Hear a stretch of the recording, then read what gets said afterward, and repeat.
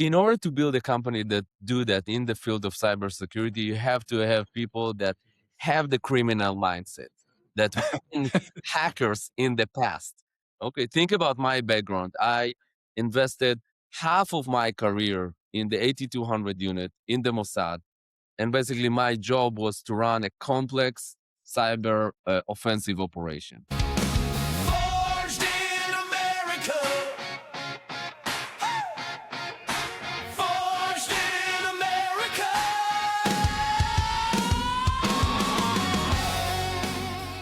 Welcome to episode 17 of Forged in America. It has been a week, the longest we've gone without talking to you guys. As always, I'm Ravin Gandhi with my buddy Al Goldstein. We are both entrepreneurs who have started and sold businesses. And today we are going to be talking about a country that is near and dear to my heart as an Indian guy, Israel.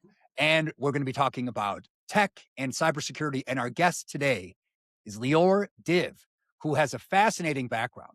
He has founded two companies in this space, 7AI as well as Cybereason, that have raised a huge amount of capital. Beyond this, Lior was also in the very elite 8200 unit of the IDF, which we're going to get into because that is very fascinating. This is all very relevant to the modern economy because AI is having a huge impact in cybersecurity. So welcome, Lior. Thank you so much for inviting me. It's a pleasure to be here with a new friend and old friend. So Lior, great to see you here.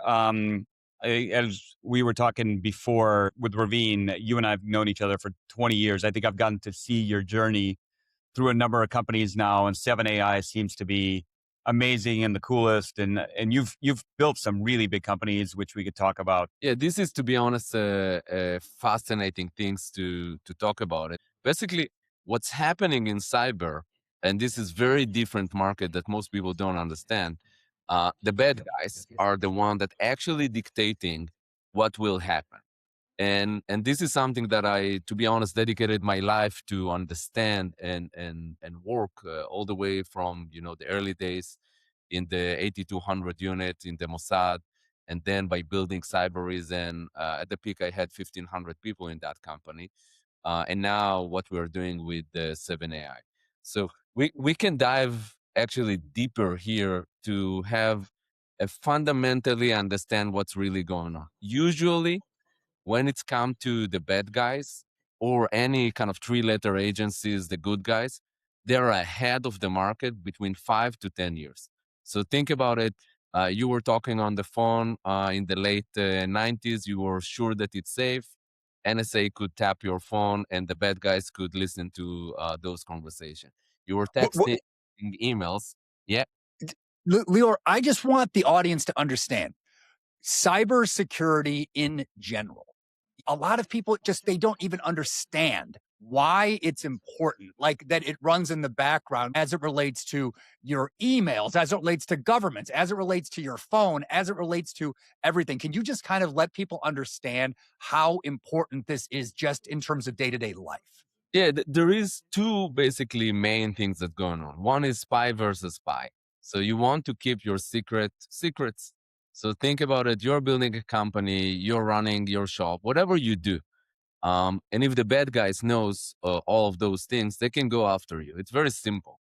You're building a company, you have a trade secret, they can steal those secrets and basically rebuild your company. And those days with AI, it's easy to listen and replicate something. So this is basic number one. Then there is another concept called ransomware.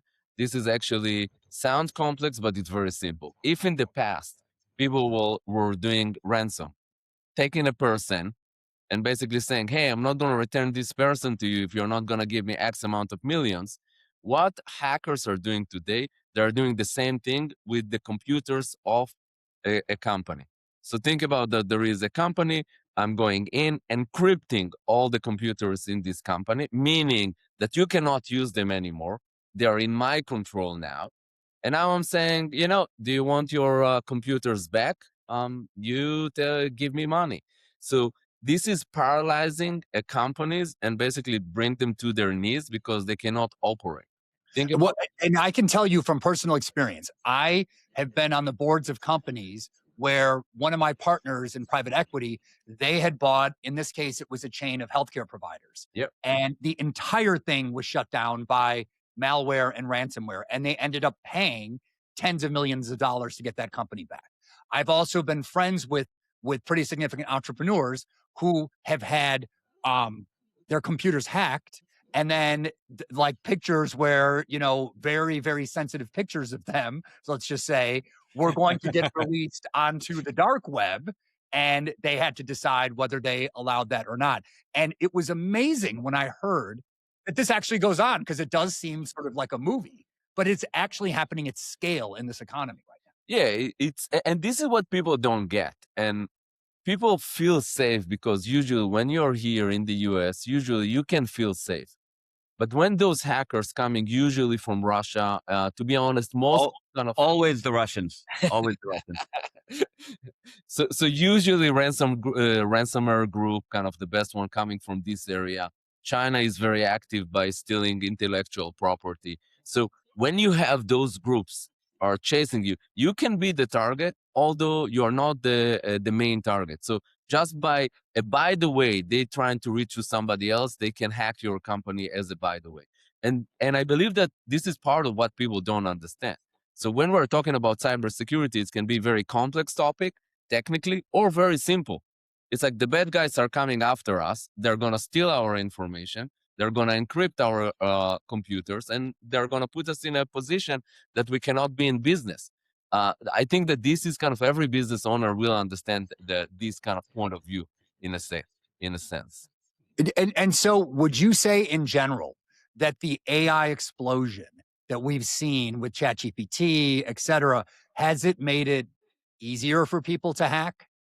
Yeah, so we are now in an acceleration point in time, because even before we're talking about hacking, we're talking about writing code.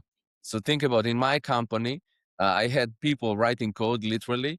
In the past 2 months, the majority of the code that we're writing is by leveraging cloud code.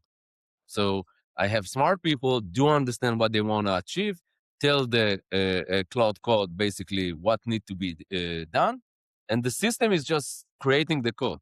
This is a mind-blowing point in time from my point of view, to be honest. I know what all of our kids would basically ask if they heard what we've talked about so far, which is, okay, if you can get all these bots to attack, my company, why can't I just build a bunch of bots to defend my company? Is it that simple? Yeah, so the concept is simple, but building it is never simple. So this is the reason that we established 7AI, with the understanding that we have to fight fire with fire. Because if you're not going to fight fire with fire, those bad guys eventually going to win.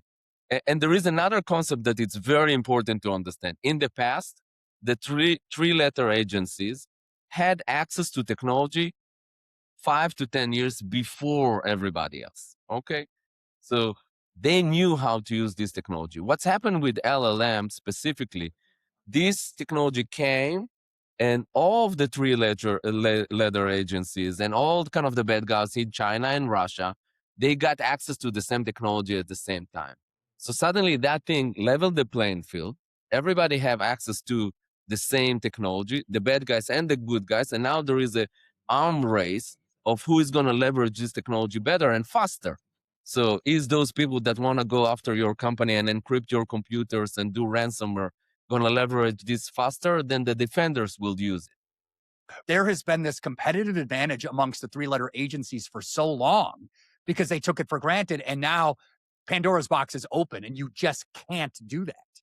Yeah, and there is a whole kind of conversation about the fact that everybody now have access to this technology.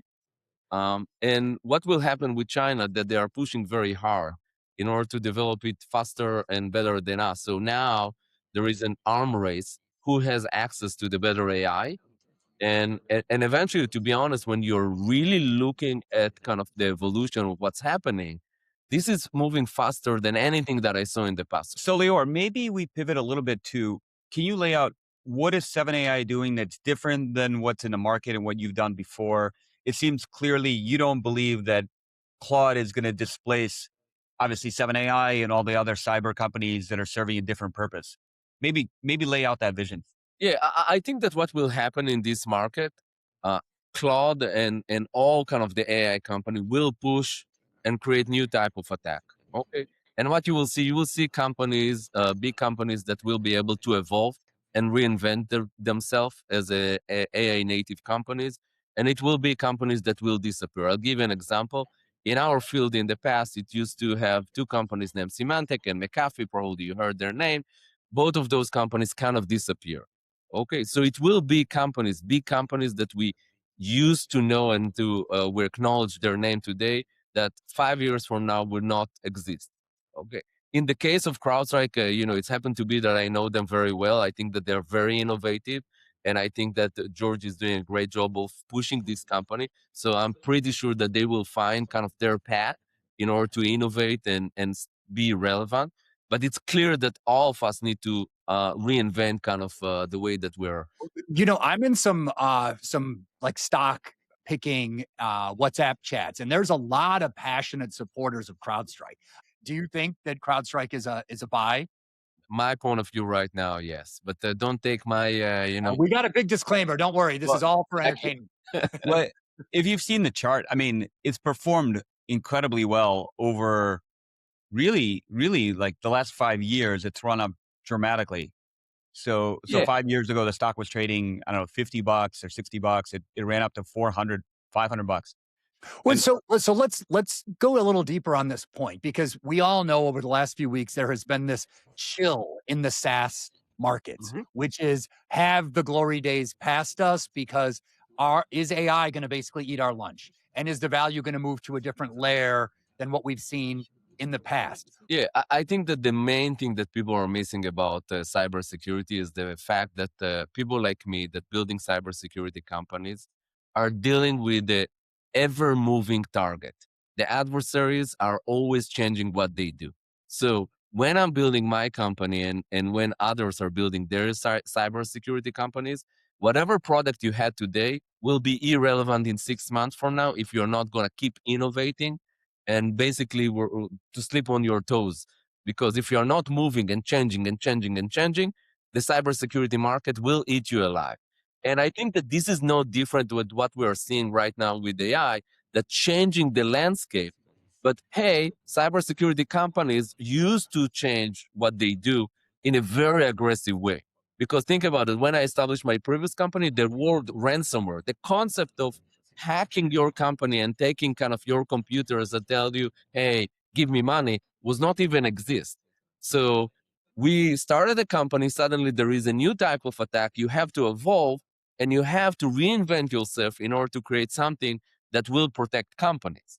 So when you talk about, I mean, I agree with that. I think it passes the smell test. That it, unlike say sales CRM software, I mean, Yep. that seems like a commodity, which really is not going to need all of that evolution.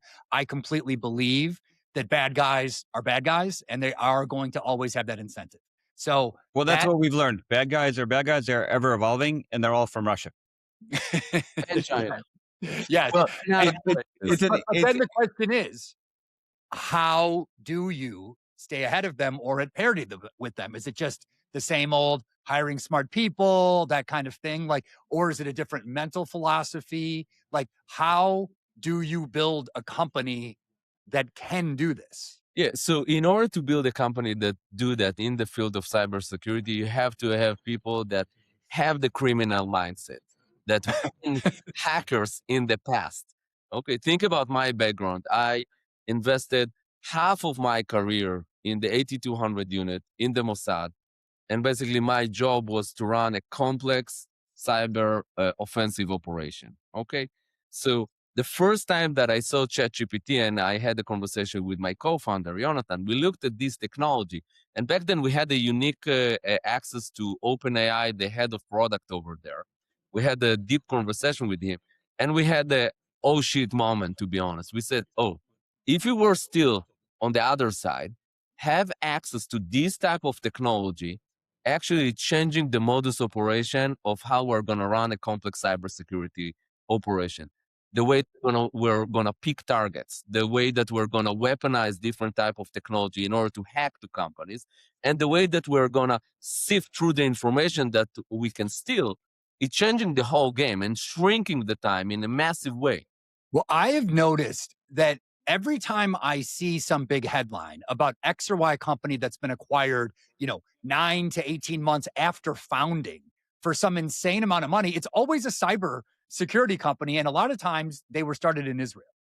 Yeah. Well, what maybe to build on that, and I think maybe we could pivot a little bit to your personal story because I think it's incredible. Is what is it about Israel, specifically Unit 8200, that produces so many founders in this field that have been so successful over the years? Yeah, so I can share my personal story. So now I'm living in the US, Forge in the US, 12 years in.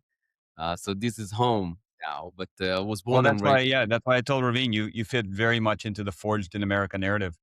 Yeah. So but born and raised in Israel. And what's happening in Israel, many people don't know about it, is at the age of 16, you basically starting the process of being interviewed into the army. So they literally ask you, what do you want to do at the age of 18? Because everybody in Israel goes to the army. Everybody is mandatory. They're not. Which I love, and I wish that happened in America. America is a little bit bigger. Um, so they asked me kind of what I want to do, and I said I want to be a combat pilot. That was my dream for many years. And you start the process of that thing, and basically through this process. And when I'm saying a process, it's interviews, it's tests, it's like there is a whole process. It's like think about trying to be accepted to go to Goldman Sachs when you're intern. So Yeah, and it's all merit based. It's very realistic. You have to deal with it if you aren't good enough. Exactly. So in this process, basically, they said it's good that you want to be a combat pilot, but probably we have a different destination for you. And suddenly, I stopped doing those type of tests, and I was tested to something that I was not aware even what it is. So it was 1,000 people that we were running, through the test. Then they chose 500. Out of the 500, they chose 100. Did the interview to all of us, and I kind of know because we were in a big room that it's like one after the other is doing those interviews. Out of the 100 people, they chose 20, and out of the 20, they chose 4. So this is kind of the process. And back 4 out of how many in the beginning? 1,000. 4 out of 1,000 that make it into 8,200. No, so in this specific kind of field and unit that I so think about it, the subunit inside the 8,200 unit. And back then, what they wanted to find the people that they're in the age of 18, but basically can be hackers. And and we talked about our age. We're talking about more than 20 years ago. So this is kind of the early days of hacking. Nobody knew what is a hacking. Nobody knew the name of the 8,200 unit. Today there is a Wikipedia page about this unit. But did you grow up like hacking for fun, writing code? Was that just your background? Yeah, so my thing was can I listen to and tap to cellular networks in my free time? Don't ask me how I get. I think the answer is yes. I think that was a yes. That's exactly what I was doing in my free time also. Um, so once I got there, they still didn't tell you kind of what you're gonna do. So basically, they make sure that you have the right clearance and this and that. And then it started the 6 months of every week you learn a different topic. And at the end of that week, you need to do a test. And if you pass the test, you can go home. If not, you do the test again. So this is for 6 months. In those 6 months, I think that I learned more than you learn in a traditional kind of, first degree of computer science. They're just shoving like massive amount of information into your brain. And then basically you just started to serve. And then they're only telling you kind of what you're going to actually do there. I stayed for 6 years in that unit. This is probably the best hands-on experience of really understand hacking, really understand cyber, really understand technology. And then I went to the university. So think about it. In Israel is the opposite order. Just a shameless plug for Israeli TV, because we got into that show Fauda years ago. And when you watch that show, they always cut to like some sort of drone shot and then they zoom in, and it's become so clear the importance of intelligence in the Israeli military and how they have to deal with it, in Palestine. And so, first of all, I think that's a great show. But second of all, I think that a lot of people just don't appreciate the value of intelligence, just the value of intelligence when you have an enemy which is so close to you. It's close and changing all the time. So think about, I grew up when a suicide bombing was Monday in Israel. So you wanted to take a bus from point A to point B. As a kid, I remember you needed to really think hard if is this bus gonna explode or not. This is kind of the atmosphere that I was growing in. It's a different mindset. So, Lior, I don't know if we talked about this, but I dragged Ravin to Israel with me at some point. It was 2022. It was the year before October 7th. And we got to meet Yossi Cohen, the head of Mossad. Yeah, so he was pretty cool. On our first trip, actually, you weren't there, Ravin, but we actually spent a night hanging out with the creators of Fauda. So Lior, yeah, Doron, right? Lior, who plays Daron, and then Avi Iserkov, who's very cool, who's one of the creators. They were both from that unit originally. It really sold me on a lot of things. Like when you go to Israel, and again, I'm looking at it through new eyes. I'm totally ignorant, but we were able to take these helicopters, from Tel Aviv to Haifa. And then from there, we went to the Golan Heights. We were at the Syria border, at the Lebanon border. Within just 1 to 2 hours of driving, you could see dudes with the yellow Hezbollah flags and like guns. You could literally see them. We stopped the bus and looked at this. And as kind of an ignorant American, I just start thinking, holy shit, like seems much more real than anything that you kind of see in America because we have these oceans on both sides of us. Well, people don't fully appreciate just how small the country is. And I think this is a good point to maybe get Lior's view on what you and I were texting about, that there was this tweet that showed the top 20 universities that produce startup founders. And on that list of top 20, there's actually one Indian university and 2 Israeli universities. Not everyone may realize that India is a little bit bigger in terms of population than Israel. And so, and it's on the screen right now. And it's amazing to see that 2 out of the top 20 universities producing the most startup founders are from Israel. When you think about the amount of Nobel laureates that these guys have produced, it's extraordinary. I mean, it's truly mind blowing. And I say this with envy as an Indian guy, where we're like 20% of the world's population. So what is it about Israel that produces these people? What is it that produces these founders? Yeah, so when you think about kind of what I just share, kind of the process of getting just accepted to the 8200 unit, it's interesting because you are not never applying. They are basically basically choose you. So it's not like you want to go to MIT. And this is, I think, that what people are missing with the numbers that you show. When you go to the university, you are saying, I am great. I want to be part of this university. And then they choose you as a very small group. In Israel, it's the opposite. They go of every kid in the age of 16 and 18, and they are choosing the right people that they believe will be successful on doing those type of jobs. Okay? And basically kind of setting your destiny of saying, you're going to be very good at hacking. You're going to go to 8200 unit. And then they are put you to the grind, to be honest, of teaching you everything that you need to know. But they know in advance that you will be able kind of to process this information and do that. By the time that I left this unit, you already have experience of more people that went to the university and so on and so forth. And then you go to the university. So I will argue that the reason in Israel you have this kind of amount of founders is starting in the roots of the army and starting in the roots of kind of those units that can produce every cohort, every year, something like 500 people that will be a new cohort of people that can actually establish a new company. And then there is a compounding effect. It was one company that's successful. The other kids from the previous cohort see it, and basically saying, okay, I can do that. I can Well, do the company. as we're all founders here who have hired a lot of people, one thing I learned very early is that the best people, you never get their resume. The people that are they're the most impactful on your company, you have to go find those people. You have to recruit those people, and it's very, very hard to get those people. And Israel is kind of just doing that at scale. Yeah.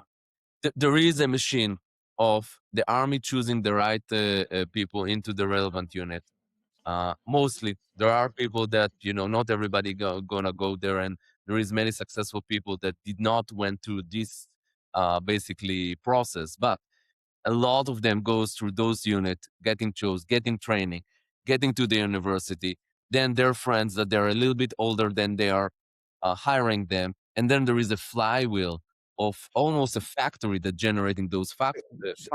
You go to 8200, you go to university, and then what happens next? How do you get into this startup ecosystem? Yeah, before. So you go to the university. In my case, you sit, in the first semester, and you're saying it's like, okay, but I know the majority of what they are teaching because this is what I used to do. So the first thing that I did after the first semester, I start working for a startup from people that I knew from the unit, and basically this startup has been acquired, and then the flywheel goes. So the part that I've been in the university was kind of, to be honest, the less interesting part in my process. And if you think about people here in the US, this is probably the most important piece. If you got accepted to MIT, that will shape your life. That's not true to Israel. It's like if you go to this university or that university, it doesn't really matter because you by that age supposed to have the experience from the relevant units in there. So the point is the proxy for Israel is more the military and what unit you were put in. Yeah, so when we were hiring people from my previous company, I'm not sure that we looked at what type of university they've been. For me, it's like I know who's their friend, and remember, Israel is tiny. So if I don't know three people that know you, it's like, You're you, nobody. Well, in my case, I call Lior or my buddy who we'll have on at some point, Arad, who was in the Navy SEAL unit, the Yep. not Sayeret Matkal, but in Shayatet. Shayette, But yes. but to me, I love Israelis will be like, no, you were in what special forces unit? No. My unit is way better. It gets to this idea of selecting people for merit and selecting people not based on what you wish they were good at, but what in fact they are good at. And that is something that I think that the world has maybe gotten a little bit too far away from that. And the question I have for you, what would it look like, Lior, in a country of 300 plus million, if you tried to put that lens of selecting kids when they were 13, 14, 15 and getting their test scores or getting their professors, like, can it happen at any major country? So I was involved with a very known professor here at MIT that tried to study Israel and figure out if it's possible to apply it on the US. And the answer, I'll go to the end. The answer is no. Okay, why? And the problem is, if you really think about what Israel is doing, Israel is literally profiling this age between 16 to 18, and they choose. That thing is not going to fly here. You cannot profile every kid between the age of 16 to 18 and say, you're going to do this, you're going to do that. It ain't gonna happen in Well, America. isn't China doing that on an industrial scale? Not saying that we want to be like China, and maybe there's a hybrid solution that Ravin and I have talked about in the past. This idea in Israel, you need most of the population to serve in the military because you do have all those enemies on every side. It's a small country. In the US, you don't really need that. We have this amazing volunteer force. But could there be a hybrid where you have a national service requirement of some sort? It doesn't need to be military. It can be humanitarian. It could be just something you're doing for the benefit of the country that gets you more vested in the country's long-term success.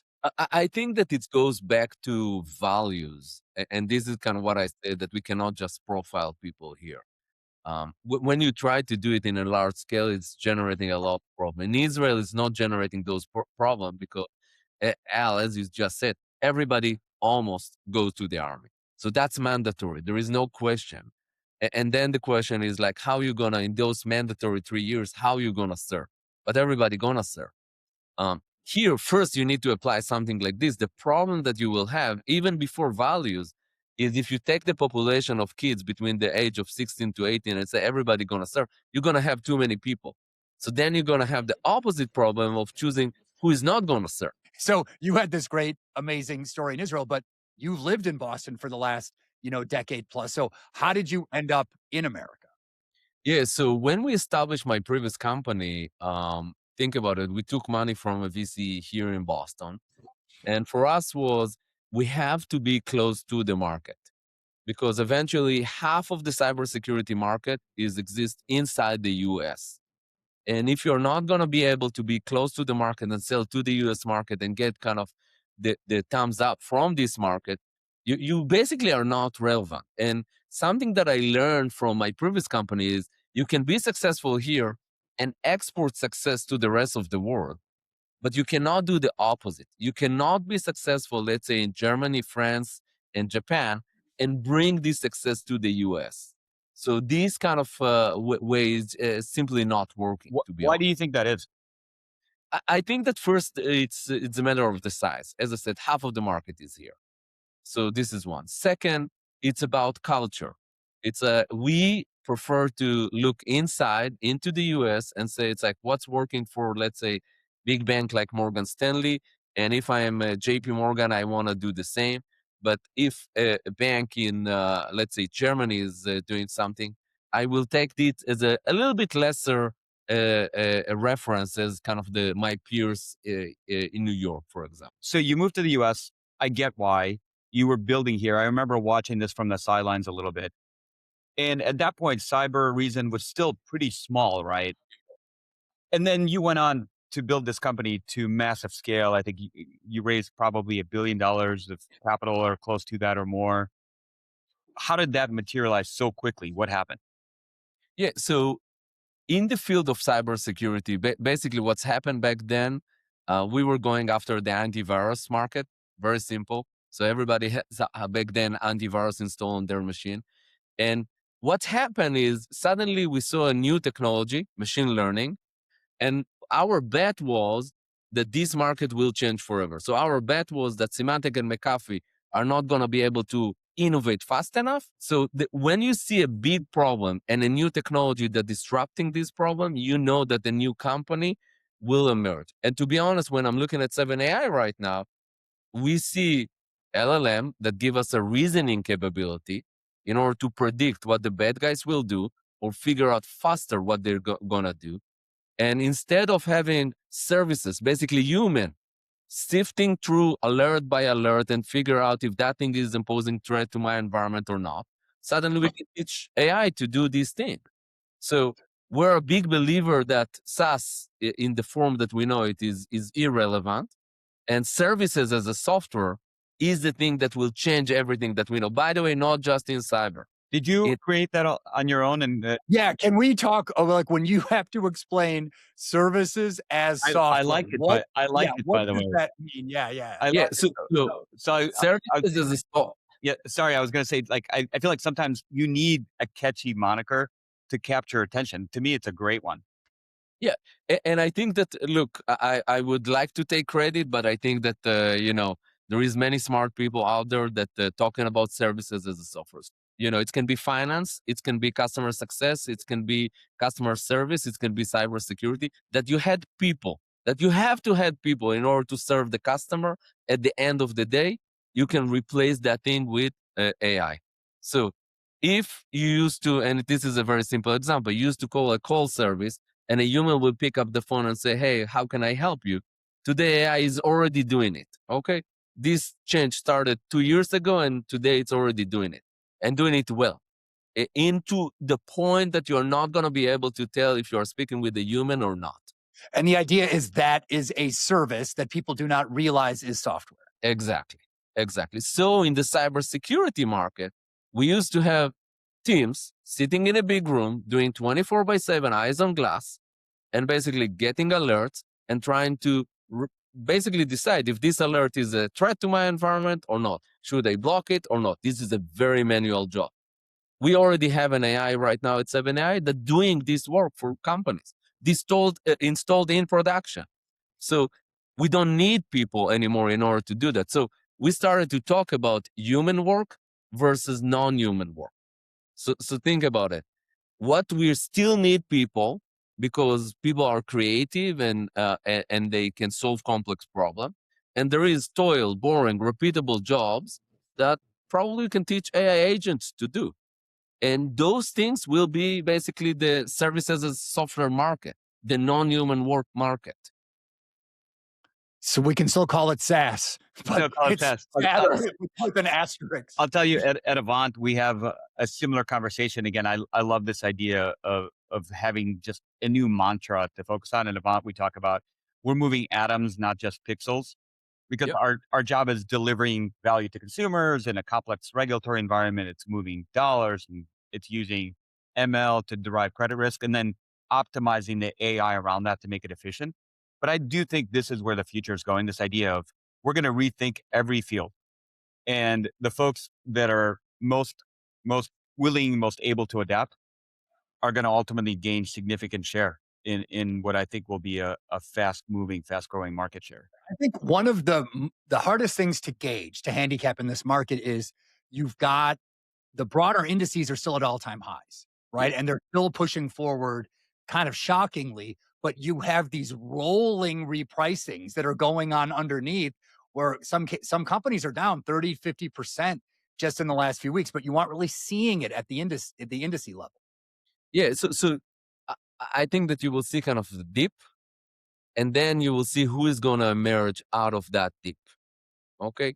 And I believe that there is still company that not going to make it, because if your thing is something that I can replicate with cloud code and I don't need you, so you're not going to die today, but in a year from now, you're not going to be relevant, because it will be a different company that will leverage cloud in order to build a new product. So if you're not going to cannibalize your own products, you're not going to be relevant in the new future. No, And that takes the founder mindset, right? You have to be willing to kill your darlings. no, I totally Yes. agree. I agree. I think you're totally right. I think it's all about terminal value for these companies and how embedded you are. Some industries are just more complex. Financial services, let's say as an example, is heavily regulated. So you have a lot of those imperatives where it's hard to displace you quickly and banks take a long time to adopt. I don't think banks are going away.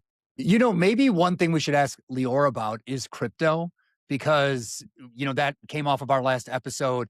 Given your background and insecurity and this idea of ransomware and the malintent that you can see with Bitcoin, I mean, what is your overall take from a Bitcoin, ETH, crypto perspective? Yeah, so Bitcoin and crypto, it's fascinating, because in my field, that was the number one enable in order to do ransomware.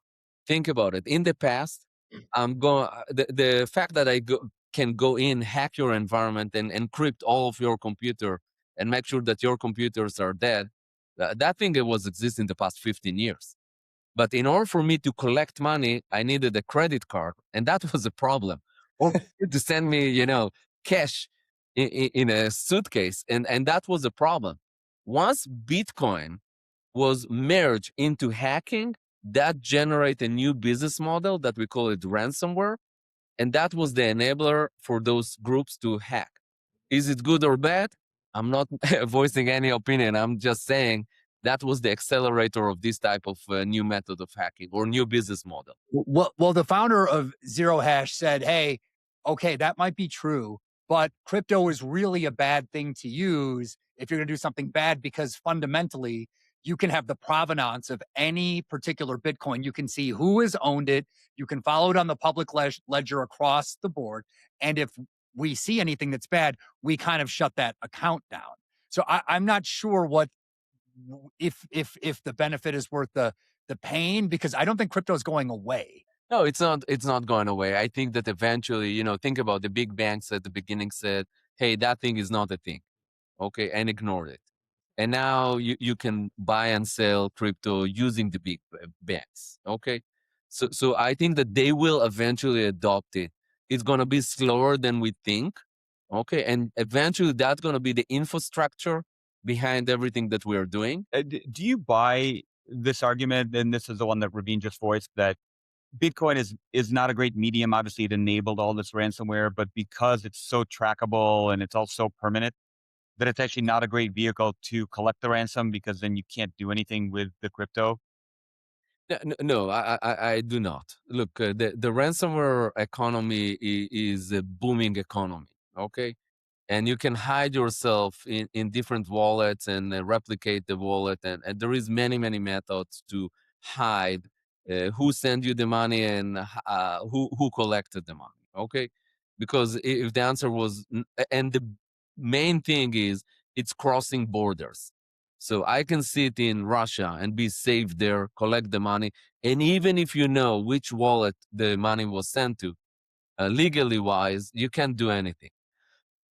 so I think that but I, on the other end, I'm not the guy that will say, hey, don't use new technology because criminal can use them as well. Why? Because this is the nature of the beast. It's like the train left the station. AI is here, crypto is here. The question how we, the good guys, gonna leverage that thing and how we're gonna use it in order to become more, safe and move. So the people that saying, hey, we have to stay back and not evolve, that was never true. So it's like, you cannot, by hoping that you hold the line, that thing, it's like the train left the station when it's come to those. I don't know. I mean, raising $1 billion for Cybereason, that's a big amount of capital. And so how did that company end, or how did you leave that company before you started 7AI? Was there something big that happened? Yeah, so basically, eventually we sold the company, but the plan was to take the company public. But in 2022, the middle of the year, I remember the day that we were worth this, the day after we were that, the day after the market was closed. Uh, you know, in a naive way, I was not aware that the market can be closed in the way that it's not going to be open in the upcoming 5 years. So once the market was closed, it was clear that we're not going to be able to take the company to the heights that we wanted. And we are people, we are builders. So we want to build something big that will stay forever. But we realized that that's not going to be the case. And that's the reason we decided to leave. And eventually the company has been sold. While doing this, we started a new company. I'm feeling fortunate, to be honest, because I believe that right now there is a new era that's happening right now with AI that's changing everything, specifically around cybersecurity. And So, I believe that we're in inning number one right now. so Lior, I remember you told me about 7AI before I think you even told me the name. I think you were said it Yeah. was in stealth and you were working on it. And so now, fast forward, I constantly have somebody calling me or texting me because they want to try to connect with you to try to sneak into your next round because you've created this name and this reputation in the industry. But where are you today? How much capital have you raised? What are, anything that you could share about just the status of the company? Yeah, absolutely. We raised two rounds. The seed round was out of the gate 36 million with iconic investors like Greylock and Ashim specifically from Greylock. He was sitting on the Palo Alto board for many years. And now, a few months ago, we raised another 130 million. That was the biggest Series A in cybersecurity ever. And the lead, it was Shardul from Index, so they lead the round. On top of that, in the round, we had CRV, Spark Capital, and Blackstone. No, I mean Uh, these are marquee names. Blue chip. Yeah, very blue chip. Yeah, I love how Series A's now can be over $100 million. it's but think about them. They see what we see. They see the bad guys evolving faster than ever, and they see a team. Each and every one of the people that I have on my management team already took a company from zero revenue to more than 100 million ARR in an aggressive time frame. So they see a team that can execute or already proven, and we talked about merit, proven in the past that they can execute. They see kind of this boom in the market and people that they are humble and leaning into the problem in such a way that it's like somebody will need to figure it out because the problem is there for sure. What? So But I'm just, as a Israeli guy now living in the States for 10 plus years, have you ever felt I want to move back to Israel, raise my family there. Like, what keeps you in America? Oh man, this is now you're getting trouble to between me and my wife. Look, the US is a fantastic country to live in. Okay, it's a fantastic place to raise your kids. It's a fantastic place to build massive company. If you really want to scale a company, I'm in the belief that you have to do it here. So it's like there is example of people that building it outside and bring it here. I'm in the mindset, and that's the reason that by the way, 7AI, everybody is coming to the office every day. Today is a snow day, so I'm at home. But everybody is coming to the office in Boston. You have to bring people together, and I believe you have to build it here, and you have to focus on the U.S. market first. Lior, I hear the weather in Miami, the climate's pretty similar to Israel, and it's in the U.S. sort of. So it may be a future 7AI office that you need to open down here. Yeah, I'm not gonna be surprised if we're gonna go down south eventually because I'm not sure that I was born for this type of weather, but it makes you tougher. It definitely makes. So it doesn't bother you that your kids are going to sound like me with the accent? So you will be surprised. It's they speak fluently Hebrew, fluently. With the Hebrew accent, and they speak fluently English with the English accent. So they reach to the point that they can tell you the difference between the two different languages and how to pronounce one thing in one language in one in other. I'm unfortunately, moved here, but my accent stayed there. Just sort of curious because having watched you and go from a couple of these companies scale massively and then restart, it seems seamlessly, and then also be able to raise capital from these marquee investors. What is it about you, your DNA that allows you to just kind of manage the ups and downs of this journey really well? Does it not bother you? Was it the training you got at 8200, or was it just kind of natural? Yeah, so now we're gonna go to a tangential topic. So I'm very dyslexic. When I'm saying very dyslexic, till third grade, I couldn't read. Okay, and I learned how to read after the third grade. So think about it. I don't know how to read. Then my parents took me to a special kind of class that teach you how to read. Because you're very dyslexic, your brain is wired differently. I didn't know that actually. And then basically you start evolving, but you live a life that people telling you you cannot do it, while you know that you can do it. And basically you kind of, and by the way, that was part of the reason that I believe that I was chosen for that unit, the 8200 unit, because when you're dyslexic, you can see patterns in things that other cannot see. Okay, but you live in a life that it's like, or you're going to be discouraged, people tell you that you cannot do something and you will believe them, or you live in a life that people telling you that you're not going to be able, and you prove them wrong time after time after time after time. Then when I reached to the 8200 unit, I think that they got kind of this type of superpower, and they exploded or used that thing to the maximum. I received the Medal of Honor in the Army because of something that related to kind of a breakthrough, out of the box thinking that thing gave me. So I have been a part of a lot of these peer-to-peer networks, of successful people. And I've told this story many times because people don't believe it. The number one thing that I have seen as a pattern of people who have amassed a lot of wealth that is unexpected, guys who are dyslexic. Yep. And I've heard this at least 10 different times in rooms where I'm super impressed by person X and they've built a multi-billion dollar thing. Okay, give me your cell phone. Okay, don't text me. Why?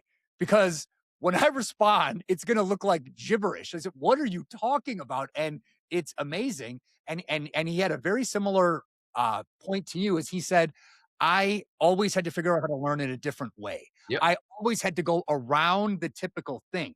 So this idea of thinking outside of the box, there is no box. There is no box. And that I think is something that is a unintended silver lining of Just overcoming adversity, right? I think we talk about a lot is the idea of overcoming adversity just forces you to be stronger. And a lot of times I think we try to make the environment comfortable and make it easy and give people just an easier way to step up, thinking that it's going to help them, but ultimately it hurts them. 100%. And also the idea that we can create kids who are addicted to being patted on the head and saying, nice job, here's your A.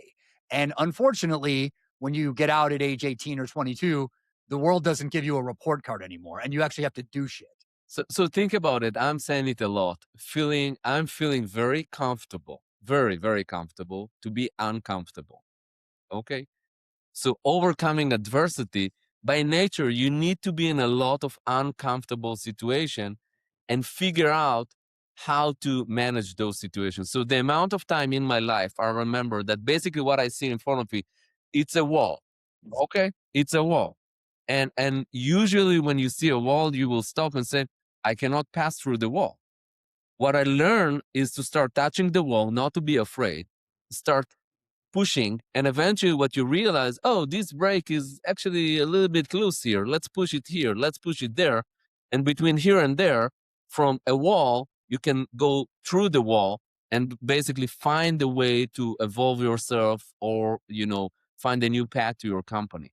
So Chips on shoulders end up putting chips in pockets. yeah, And so when you have a kid who ends up wanting to prove himself because of some issue that he had, like in Al's case, he came to the country when he was very young, couldn't speak the language, that's a challenge. In my case, they skipped me a couple of grades. So I was 16 when I graduated high school. I was very short for many years. I think that it's hard to watch your kids struggle sometimes. And to Al's point, you don't want to remove some of that Well, because we've talked about this before that in the US, as an example, a lot of these elite universities, which you kind of alluded to in Israel, it works differently, but a lot of these elite universities, Harvard and Stanford, now have 40% of the kids getting some sort of accommodation. oh Basically, they're god, getting 50% more time. But what does that ultimately do? In my view, as I an can tell you what it does. It teaches the kid that there's always an out. well, and also I think the next derivative of that, as an employer, when you're looking at someone that went to Stanford, you're gonna like all of a sudden say, okay, well, I used to think Stanford meant you were really, really smart. Now maybe I think that means you got an accommodation and you had rich parents that got you in there. And so I don't really value that as much. I want to go back to dyslexia for a second. Okay. Everybody, when they think about dyslexia or they think about problem, there is one book that called The Dyslexic Advantage. And basically in this book, the only thing that they're doing is focusing a research of what is the thing that led people with dyslexia to be very, very, very successful. Interesting. All the way to understanding like what dyslexic brain can do. And I'll give you an example. I said to my team many, many times, I cannot read emails, so don't send me emails. Okay, good. Can I tell, This is the cannot do. by the way, can I tell my team that about me? You can. I'm not sure if it's going to be reliable. Yeah, the problem is, Al, that then you need the upsides of the dyslexic, and that's the problem. Sorry. But the other side is I can look at a full Excel full of number and tell them it's like, okay, in this row, in this cell, there is a mistake. And they're going to look at me and say, what? And I will say, yes, there is a mistake. I don't know what's the mistake, but there is a mistake. Those superpower of understanding patterns and understanding C kind of things, it's something that I learned over the year how to perfect and basically ignore the fact that, reading is slow or and those days with AI, you don't need to read. Yeah, I'm curious. How do you consume information now? Is it audiobooks? Like, what is the way for you to become a learner Yeah, consistently? it's audio. So think about it. I'm starting my career with the fact that I need to write emails in English, and there is kind of a dictionary that's helping you maybe, and it's like take you half an hour to write an email. To today, I'm just speaking with choose your poison, ChatGPT, Claude, what, and you can just speak with, and I can listen very quickly. I can speak very quickly. So and then the tools will write it. So Are are any of your kids dyslexic? yeah, so my daughter, she is dyslexic. And out of the gate, when she was, I think, 4 or 5, I could tell that she is dyslexic. we gave her a special teacher very early on, to the point that today she see only the advantage of that thing and almost not experiencing the disadvantage. And Yeah, I really hope that this gets more publicized because I do have a few friends Well, whose kids are dyslexic, and they treat it like the world is ending. And I've no, told the story about founders, and people look at me like I'm nuts sometimes, but I hope people really understand that it's difficult, but there might be a light at the end of well, that some tunnel. some of the names, just to point out, I think some of the names that people would know of founders that were dyslexic, I think is Walt Disney, uh, Alex Karp from Palantir, and yeah. he's kind of like out there, which is awesome. No, he tried to hide it for many years, Yeah, and eventually he said, "F it, yeah, I'm gonna Yeah, share." yeah. He tore off that yeah. Band-Aid, Steve baby. Jobs, right? Yeah, There are these incredible names that probably it has a lot to do with the For superpower, sure. but Yes. also just this idea of overcoming adversity at an early age. yeah. And think about it. When I grew up, that was only bad. Nobody thought that there is any good. Without the 8200 unit to teach me that actually I have a superpower in my brain, I'm not sure that I would ending up where I am right now. So it's like the combination of adversity, the combination of somebody teaching you that actually it's not just bad. It's a that give you the ability to. So I will recommend two books, and that's gonna be weird because we are talking about a dyslexic person that No, recommend. we I love it. We can put it in the show notes as Yeah, no. I think this is great stuff because there is a lot of people who don't know what you're about to say. Two things. One, the dyslexic advantage. I'll send you the link. And the second thing is a book called Mindset. I believe that now people are using it. It's talking about growth mindset. But usually, when you really understand kind of dyslexic people, growth mindset, the ability to find growth mindset in those people, it's like higher than the regular population. And the reason is they get used to get punch in their face, and and then what you do, and then you wake up and you do it again and again and again and again, and that's give you kind of the right mindset to build big companies and not to give up in the first hurdle that you have. My seventh grader just turned 13, and the other day he goes, wait a second, when you were 13, you were in ninth grade. Oh my God, that must have been like horrendous. And I'm like, oh, haha, whatever. And in my mind, I'm thinking about the thing that we talk a lot about, which is the greatest advantages you cannot give your children are the disadvantages you grew up with.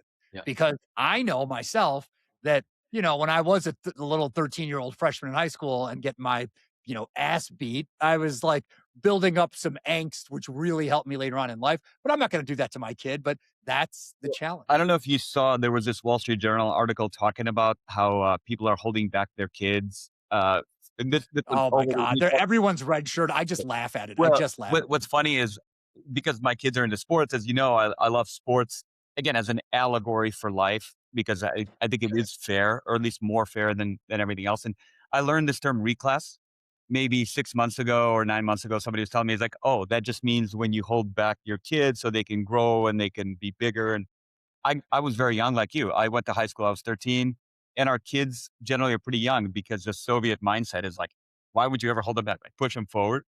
And then I brought up this term reclass to my wife, and she's like, wait, doesn't that just mean you get held back? I'm Yeah, rebranding. Right, right. Yeah, I think maybe dyslexia could use a rebrand, like, service as a software, figure out a way to call it like finding patterns that no one else can see. So, Lior, you're so leading edge on AI and technology and cyber.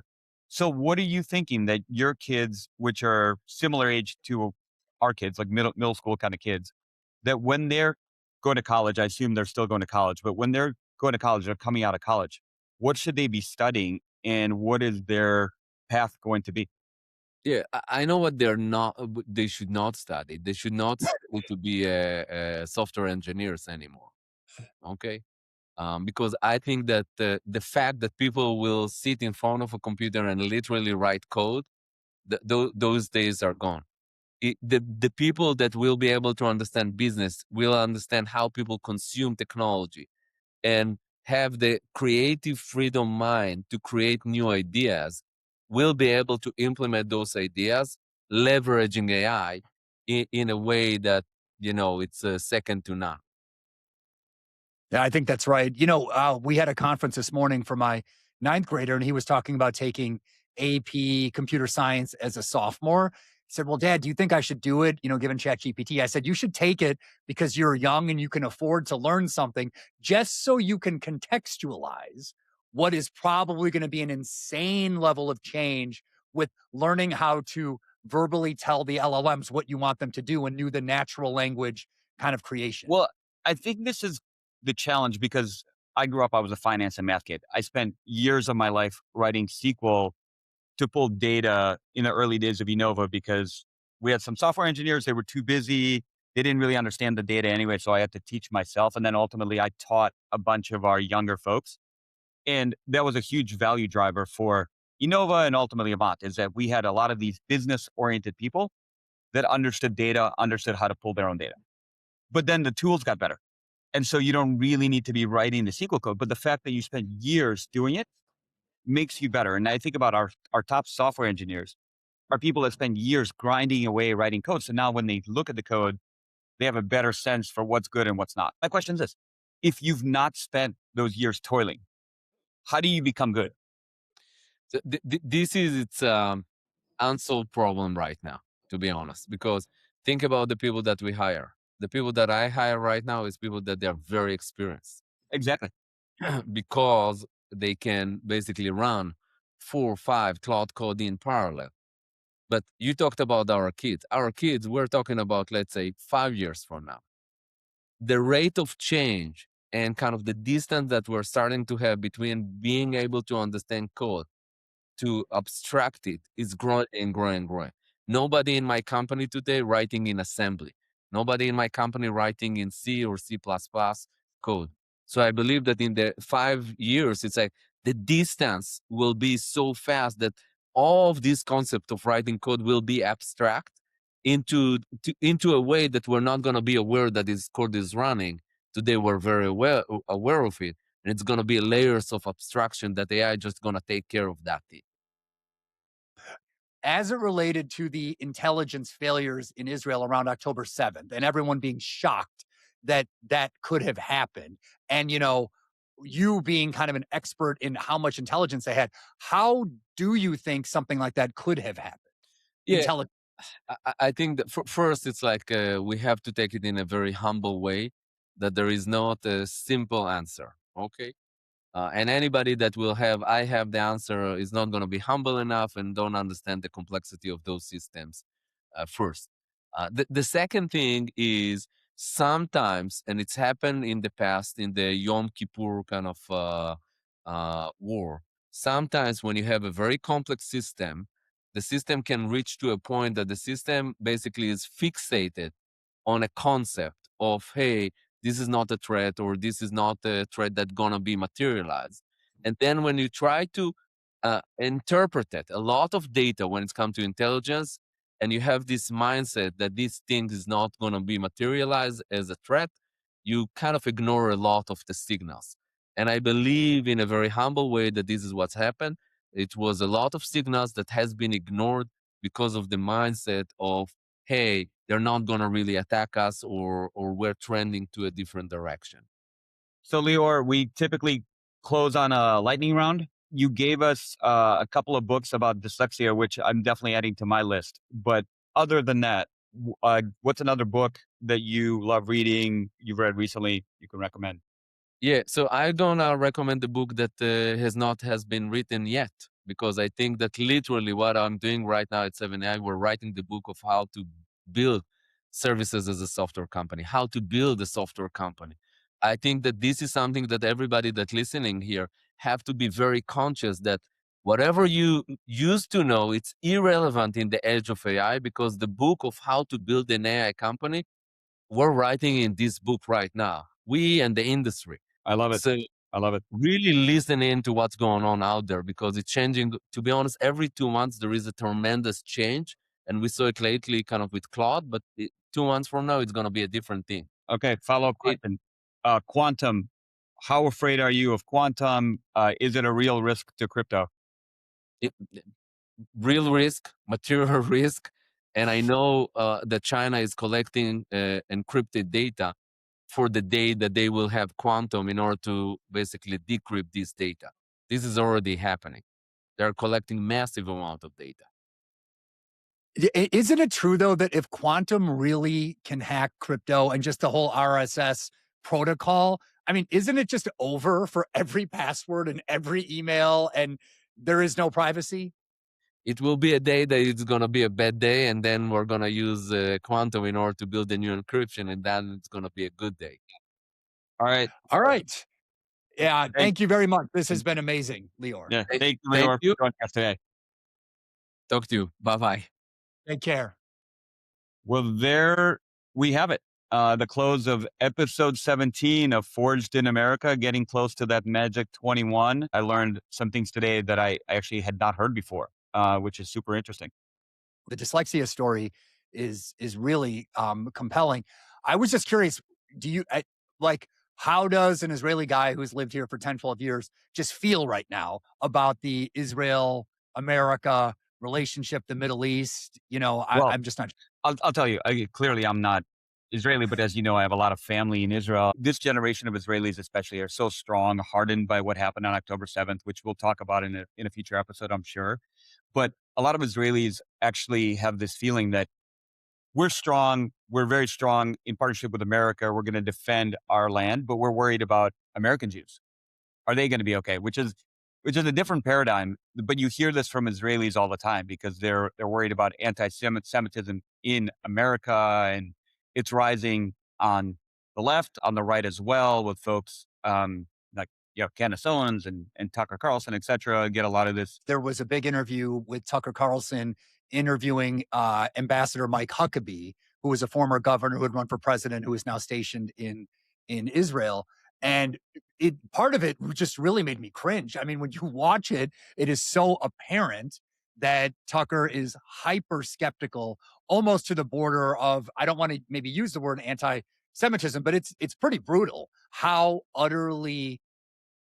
much confirmation bias he has about the fact that Israel runs American foreign policy. And it's hard to watch. Well- Some people call Tucker Carlson Tucker Carlson because he has been You did that really well. You were supposedly getting a lot of money from Qatar. And again, I don't know, well. but it's really odd on the right what's happening with the anti-Semitism. Well, so for anyone still listening at this point, I think Lior was fantastic. Obviously, the company's called 7AI. It's off to the races, which is amazing. He also, like we said, managed to raise $1 billion+ of equity capital and build a company from 0 to 1,500 employees, which is rare earth. And so having done it multiple times puts him in unique territory. I think it's got a fantastic lens. So we're going to continue to bring folks like that on. Please like and subscribe and keep listening. All right. Another great episode. See y'all later.